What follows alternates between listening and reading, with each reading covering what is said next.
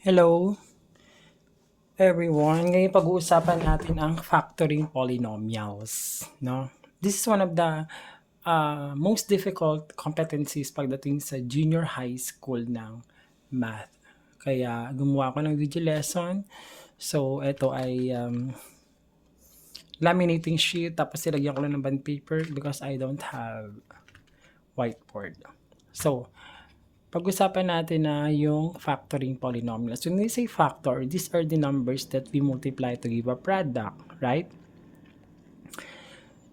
So, ang gagawin natin is magre-reverse muna tayo, no? Magre-reverse muna tayo. Then the product, no? Kung ano yung magiging product natin, kung ano yung magiging answer natin, yun yung gagamitin natin as an example in factoring polynomials. Okay, example, 2x plus 4 and 3x plus 2. Okay? So, pwede tayo gumamit ng FOIL method, no? So, this is 6x squared. F, first term, 2 times 3, 6, may 1 doon, so squared, no? Then, outer, this one would be 4x. 2 times 2 with the 4, may x ka doon, kakopy mo lang siya. Then the inner, 4x, 3x plus 4 times 4 would be 12x. Bakit dito siya? Kasi nilagay ko na siya as like terms. X kaya like terms. Then 8. 4 times 2 would be 8.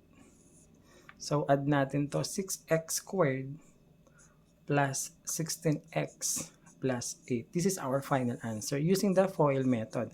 Now, ang gagawin natin, ito, no, this one, ang gagawin natin is, hahanapin natin yung factors. Dapat ang lalabas ito. Paano natin mapapalabas ito if this is the given? Okay? This is the given. So, alam na natin na ang sagot ay 2x plus 4 and 3x plus 2. Okay? Burahin natin to. Yan. Ang goal natin is mapalabas natin itong dalawa. Paano? So, focus tayo dito. Ang first thing na gagawin natin is to multiply 6 and 8. Okay. First term times last term. Okay. I-multiply natin itong dalawa. Okay. 6 times 8 is 48. 48. Naintindihan? Now, ano next na gagawin natin? We have to find, no, dalawang number na kapag minultiply natin, 48 ang sagot, pero pag inad natin is 16 ang sagot. Okay, paano gagawin yon? Find the factors. We're going to find the factors. 1 times 48. Pag inad natin to, 49. So, 16 to. Hindi pwede. 2 times 24. Pag inad natin, 26. 16 lang hinahanap natin. So, how about 4 and 12? Pag inad ba natin yan, 16? Yes, 16. Meaning to say, 4 and 12 ang hinahanap natin. Kasi 4 times 12 is 48. 4 plus 12 is 16. Naintindihan? Now, ang gagawin natin, e-expand na natin siya. So, di na natin to kailangan. Expand na natin siya. No? I'm going to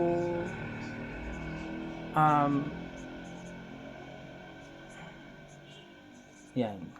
Para may space ako. Okay, wait lang. Kukuha lang ako ng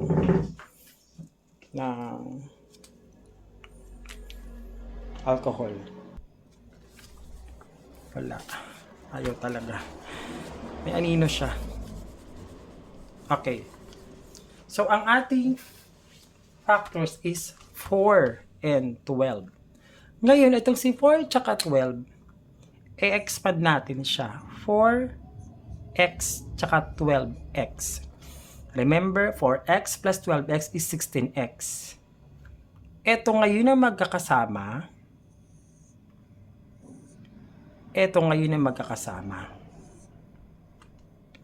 So, 6x squared plus 4x. Yan. At saka 12x. No. Para may space ako. 12x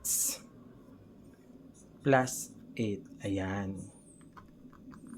Ito na. Nakakasunod. Sundan nyo siya. Kumuha kayo ng papel, sundan nyo. Para pag meron kayong tanong, you can comment my video. No?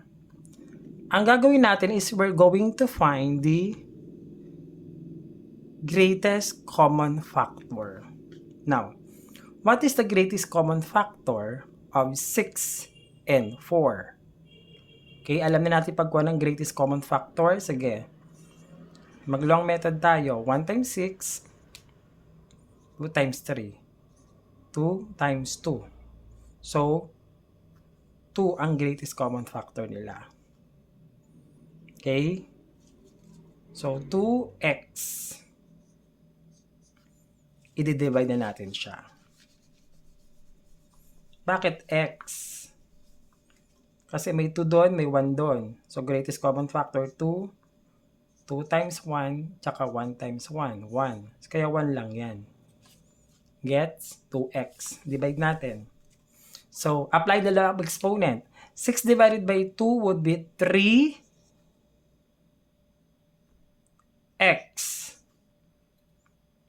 Yan, 3x.